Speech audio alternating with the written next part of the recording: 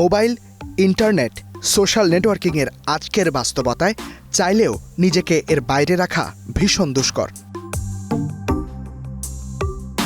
প্রযুক্তির সঙ্গে আষ্টেপৃষ্ঠে থাকা এই জীবন থেকে নিজেকে দূরে রাখার আপাত কঠিন এই কাজটিকেই নিজের অভ্যেস বানিয়েছেন প্রভাবশালী এক সরকারি কর্মকর্তা। ভারতের জাতীয় নিরাপত্তা উপদেষ্টা অজিত দোভালের কথা বলছি।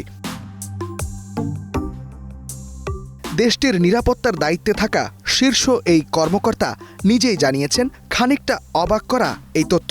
সম্প্রতি নয়াদিল্লিতে যুব সম্প্রদায়ের সঙ্গে এক সংলাপে দোভাল বলেছেন, দৈনন্দিন কাজে তিনি একদমই মোবাইল ফোন কিংবা ইন্টারনেট ব্যবহার করেন না।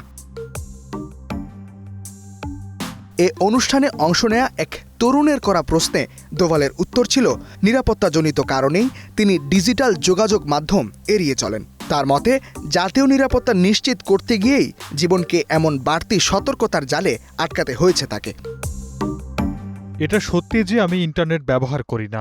শুধু তাই না, কেবল পারিবারিক বিষয় বা বিদেশে থাকা মানুষের সঙ্গে কথা বলার প্রয়োজন ছাড়া আমি ফোনও ব্যবহার করি না। আমি আমার কাজ এভাবেই সামলাই। আরও অনেক ধরনের যোগাযোগ মাধ্যম আছে, আর এমন কিছু অতিরিক্ত ব্যবস্থাও করতে হয় যেগুলোর ব্যাপারে মানুষ অবগতই নয়। অজিত দোভাল একজন অবসরপ্রাপ্ত আইপিএস কর্মকর্তা। কেরালা ক্যাডারের এই কর্মকর্তা দীর্ঘ সময় ভারতের গোয়েন্দা কার্যক্রম, অভ্যন্তরীণ নিরাপত্তা এবং সন্ত্রাসবাদ দমন কার্যক্রমে সম্পৃক্ত ছিলেন।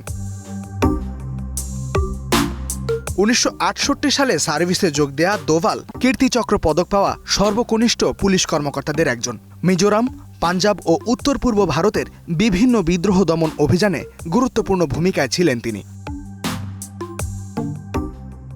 ভারতের জাতীয় নিরাপত্তা নীতিতে দোভালের প্রভাব বহু বছর ধরেই দৃশ্যমান। সার্জিক্যাল স্ট্রাইক, বালাকোট অভিযান কিংবা সীমান্ত সংকটের মতো গুরুত্বপূর্ণ সময়ে নীতি নির্ধারণে ছিলেন কেন্দ্রীয় ভূমিকায়।